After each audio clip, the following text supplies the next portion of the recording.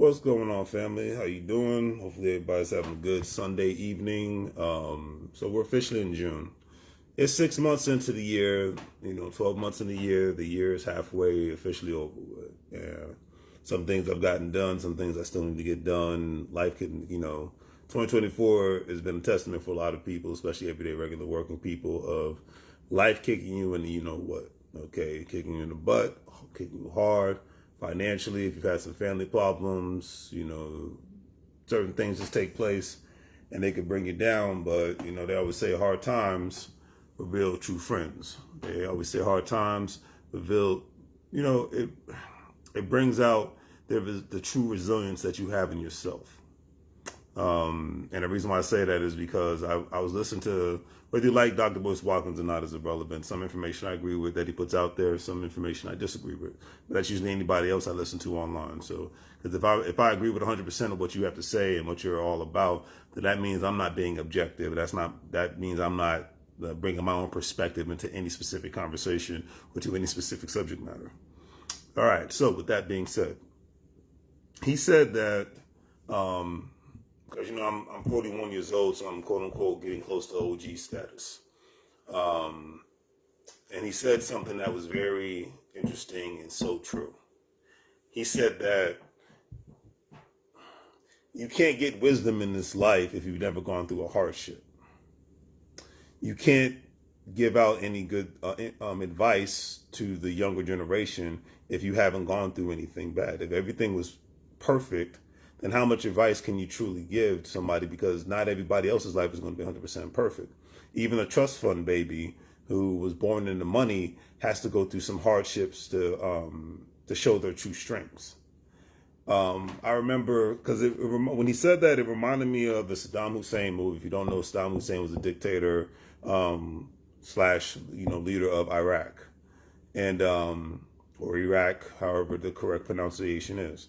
But I remember in the HBO series that they made about the 2003 Iraqi war, that when the U.S. went in, toppled Saddam, helped try to establish a new government. It's amazing how today's world we never ever hear about it, because I'm an 80s baby, and when I graduated high school, 9/11 just happened when the Twin Towers came down. America was attacked, the Pentagon was hit. So, and I remember from 2003. It had to be till 2011. All you heard was you heard a little bit about Afghanistan, but you heard everything was about Iraq. And respect to those who served in the military, respect to those who fought in the war. This is not anti-government or anti-military. This isn't really anti-anything. I'm just using this as an example. So if you've ever seen this HBO series about that conflict and that war, Saddam Hussein's sons,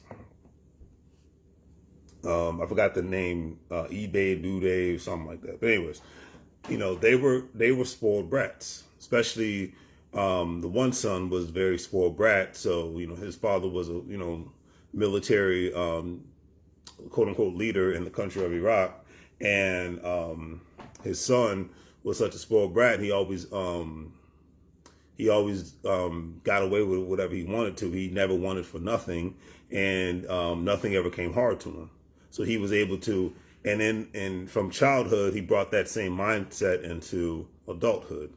Allegedly, he had what they called established rape rooms, where he would actually rape women. Any woman that would come in there into this specific room, he would go, and I'm saying allegedly because I don't know if it was 100% true, but they go into this specific room and they would have to get raped, unfortunately. So that's a horrific thing for anybody to go to, especially the female to have to go through. But once again, he had this mindset of, hey, whatever I want, I get. I don't have to work for it. And because of that, when the United States military came in and took him out, they didn't have the fortitude to fight the American military. They didn't have the backing of the people because Saddam's regime was discriminatory against a certain sector of people within the nation. Okay, and then because the government was not, clearly the military wasn't strong to fight the United States military, that wasn't going to happen. But they didn't have the backing of the people in order to have a strong front in order to try to at least have some sort of a counter attack towards the American military. And even if they did, they would have lost either way.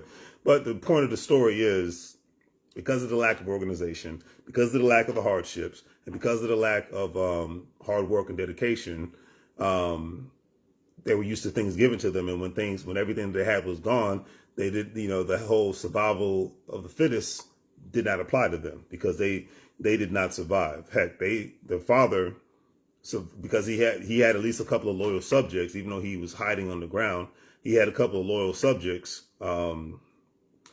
hide him during the conflict, during the war. Then they eventually caught Saddam Hussein, and they had a trial for him, and they had a hanging for him. So, but at the end of the day, what I'm saying is that if you don't go through specific things in this life, everybody's supposed to go through something in order for them to become stronger and last a whole lot longer. Okay, I myself, I always say, look, I'm quote unquote a dyslexic person, but I never let that hold me back. I never let my learning disabilities from grade school hold me back. I never use that as an excuse of why I couldn't do something. My mindset is, how can I figure a workaround to what I'm good at and to what I'm not good at, and not always ensure that I push my weaknesses off to other people. Because a lot of people that were in the same quote unquote learning disability classes that I was in would always use that as an excuse. Or they use because they didn't have a parent around why they acted a specific way. Hey, I grew up with a single mother. I didn't have my father around. He passed away when I was 3 years old. So with that, and when I was a child, I wasn't I wasn't the best student at all. I was a great child, but I wasn't the best. I couldn't stand school. Now, as a grown man, I love to engage in educational conversations. I love to read books. I love to listen to intelligent conversations and things of that nature. I love to learn, but I'm not really a big fan of institutional education, unless as far as because for me it's I mean, not for me. It's different when you become a grown up. The only institutional education you should be a big fan of as an adult is, hey, is this going to help me advance in a career that I want, and a specific career at that, not just getting a degree for the sake of getting a degree, because that was my generation was the last generation that the classes that graduated in the late 90s, early to mid 2000s, and by 2010 and 2013, by that time, even the tech companies, i.e. Google, Twitter, now X, Facebook, et cetera, and so forth, got rid of you have to have a degree requirement, because they were getting all these people with high GPAs and very nice degrees, but they did not bring the specific skill sets that was needed in order for them to be an effective worker for the tech companies. So that's why I'm like, yeah, if you're going to school to be in the medical field, I'm all for it. Lawyer, I'm all for it. Even IT specialist, but even then, all the degrees in the world in the IT industry, you're still gonna have to get certifications in order for you to be even to work on a network. So, that's just what it is. But at the end of the day, I never let those excuses hold me back. I'm not perfect on any level, but I know what I know, and I know what I don't know. Okay, I can say that with all sincerity. But being around people that are always coming up with excuses for something, that is the biggest setback any person could have. And I cannot make that any more clear. If you want to have setbacks in life, be around people that are always talking about something negative. Be around people that are always on some, I can't do this because of that. It's just like, hey, you fail, you keep trying. If you really want to do something, you have to keep trying, and you do it till the day you die. That's the thing. Fight. When you breathe your last breath. When I breathe my last breath, I can't even speak for others. When I breathe my last breath, I want to be like, man, I lived my life to the fullest. I worked hard. I played hard. I tried my best, but I did it to the best of my ability. What I didn't get done is what I did not get done. But I at least can say on my last dying breath, I tried. Period. And I just gotta keep it real when I say that. It's like, this is a positive vibes little live rant I'm doing on Facebook. This is a positive vibes energy, because that's all the energy I want around me. That's why it says good vibes and motivated. That's the only energy I want around me nowadays, because anybody else who wants to be Mr. or Mrs. Negativity, you're wasting my time. Anybody that wants to always talk about sad things, you're wasting my time. Anybody that thinks they should never go through hardship in order for them to grow, you are wasting my time and your time. I always say, like, great example. I'm 6'4". Sucked at basketball. As a child, as a grown man, never had the coordination. Everybody said I had the height, but I did not have the coordination to play basketball. Sucked at it. All right. Hey, I wish I was a good basketball player. Maybe could have, hey, for me, if I would have gotten the NBA and made $2 to $3 million, I would have been good. I wouldn't needed to do anything else. I would have been able to do that, buy some real estate, maybe buy a couple hotels, and keep it simple and keep it moving. You know what I mean? But so I did not try to become better at that and I didn't have the passion for it either. The main reason why people are so great at athletics is because there's passion behind it. They love the competitive edge, they love the grind, but they're very passionate about it. I always love the quote, Broadman from the fifth floor, from Martin, who I got to see in Atlanta last year. I can't believe it's almost been a year now. It was last August 2023. And he said, yeah, he was a great football player. I think he played for this the University of Missouri. And he said, but I love being on the field, but he said, I hated the practices. I hated looking over game plans. I hated all that stuff that came with it. And I think he was going to college for drama and whatnot. He was a drama major, I believe. I know he was in college because clearly he was playing college football, but he had a passion for the arts more than he did for playing football. So therefore he pursued his acting career, and now he's a comedian. So,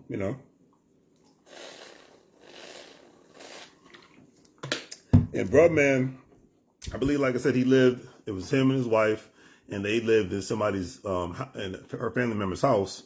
They drove from Missouri to Los Angeles, and it was back in the 90s, with barely any money to make it happen. They had to live below their means.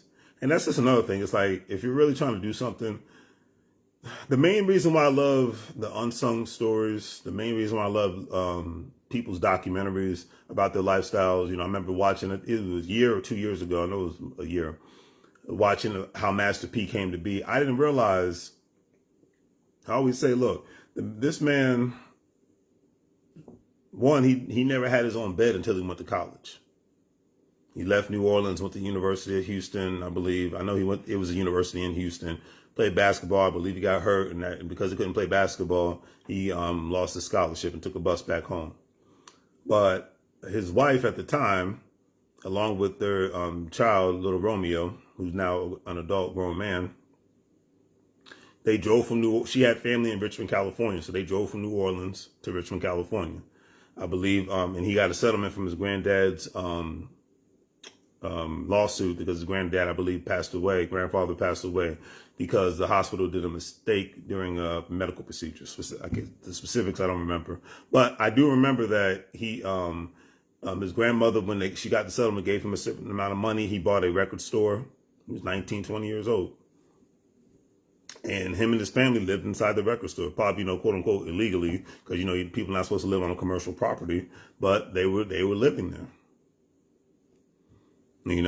That's sacrifice. He's like, hey, if I'm going to do this music thing, it's got to be in California. I can't, because at the time, New Orleans wasn't the city as it is now in regards to a hip hop musical mecca.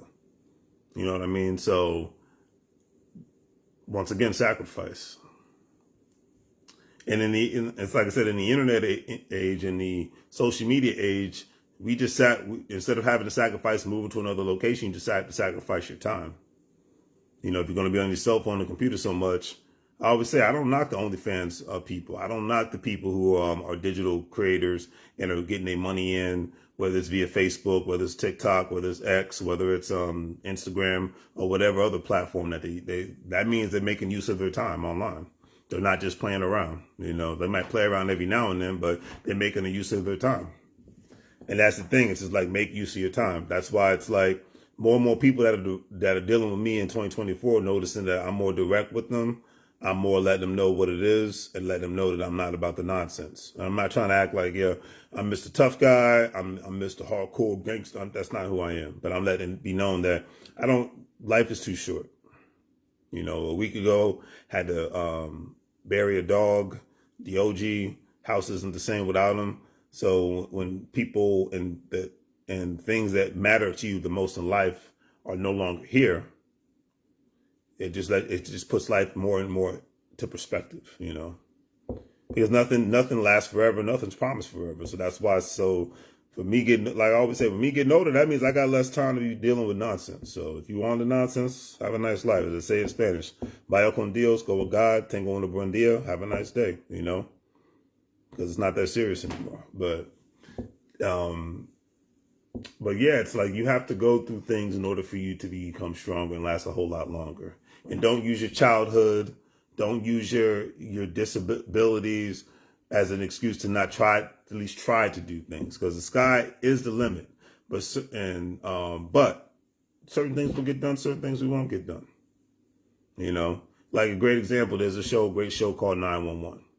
And one of it's about basically the emergency personnel who do a great job of police officers, medical personnel, and firemen, paramedics, 911 operators, etc. All law enforcement and emergency services in the greater Los Angeles area, as they call it, the Southland, one of my favorite cities. As you see, I'm wearing an LA hat.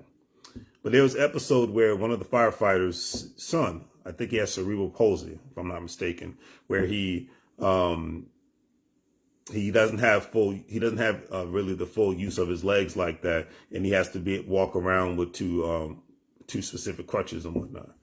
And his father told him, "Hey, there's no limitations on your life. You can do whatever you want to do, as long as you put your mind to it." And, you know, he was at school and he tried to skate on a skateboard and he ended up falling down and hurting himself because obviously he didn't have, he's like 8, 9 years old, you know, kid being a kid, you know, nothing, it's not the craziest thing, but obviously he could have hurt himself even more so because of his medical condition. And, you know, the father freaked out, of course, granted, it makes sense. And, you know, he took his son home for the rest of the day. But he had to have a conversation with his son for the first time ever and say, "Hey, how you doing, man?" He's like, and the son said, "Hey, I'm sorry, Dad." And he's like, "Oh, don't be sorry, man. It's those kids that forced you to do this." He said, "No, they didn't force me." He said, "I wanted to do this." He said, "Dad, you lied to me. You said that I can do anything." And that was the moment that the father had to say to his son, I think you can do anything you can put your mind to, but you're always going to have, unfortunately, some, not all, some limitations. Because even people who are in the best shape, highest IQs, they still have limitations in life. There's certain things they can't do. You know, and that's just what it is. But when we learn that by going through things. We learn that by understanding that not everything's going to be perfect 100% of the time. Trust me, I'm a man that doesn't. If you saw my live earlier on YouTube and Facebook on Larry's Anything Goes LLC, and if you haven't, subscribe and follow Larry's Anything Goes LLC on Facebook and YouTube and even TikTok. Larry's Anything Goes LLC. You know, basically I talk about money, talk about life and things of that nature. But what I'm saying is, at the end of the day, is that the young man learned that he had limitations in his life, but he didn't let that deter him to try to do his best. You know, there's the old saying from Michael Jordan, "I can accept failure, I just can't accept not trying." And that's just what it is at the end of the day. Just, you know, try to give it a shot. If you fail, you fail. But the biggest cop out in life is when people just don't try. They say, "Because of my learning disability." You got people that speak 3 to 4 freaking languages and whatnot. And you think they don't make mistakes when they're trying to do specific things?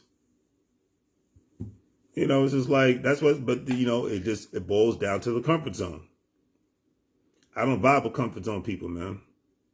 I just don't. When I was younger, I did because, you know, back when you're young, you just want to have friends and whatnot. But as a grown man, I just don't vibe with the comfort zone mindset. So that's why, you know, that old saying, I do my dirt all by my lonely, or, you know, be by myself, because I just don't vibe with the comfort zone people. A lot of people get stuck in their comfort zone. They get stuck in a rut, and then they want you to be around them in that rut. You know, a lot of my social media friends, people I grew up with, I see them. They are. I always call them. They're the working retired. They are the working retired. Every time they go out to even do something fun, they go to the same freaking places all the time. You ever see that old school show Cheers? And back then, it wasn't, I'm not going to say it, back then it wasn't bad because the U.S. economy was different then. You know, that show is like, sometimes you just want to go where everybody knows your name, and they're always glad that you came. But it's like, how are you going to grow if you're always around the same people all the time? That's the thing that blows me. Like, see, back then, like I said, in that economy, it was different. You had more pensions at a job. So it was normal to stay at a job for 30, 40, 50 years. The world didn't move as fast as this show was based back in the early to mid 80s. So it made sense to remain in one place, stay in one community, stay at the same job forever and a day, because the way that the U.S. economy job market was back then, it made total sense. It wasn't so many people working for as a contractor. Right to work wasn't a big thing like it is now in regards to people can just get rid of you for the sake of getting rid of you. It was a different world back then. People had a little bit more security when it came to after they did it 30, 40 years to get the gold watch and a pension. It was a different world back then. So you not getting to know new people and not going to new places and engaging with other people in regards to networking, that was really for the 1% to 2% of the United States, i.e. corporate America. But now for regular working people and small businesses, you have to be in that competitive loop, because if not, then you put yourself in a precarious position to where you become obsolete in the workforce. You become obsolete in this world, But what do I know? I'm just a guy that just tries to think outside the box, and I leave it at that. So we're at the halfway mark. 2024, 6 more months. Make it count. That's all I got for you, family. Got some things to handle. Not going to be on here too much longer, but as I always say, do the great three things. Like, share, and subscribe. Have a great day. Make money moves, or you're going to live bro like a fool. Take care.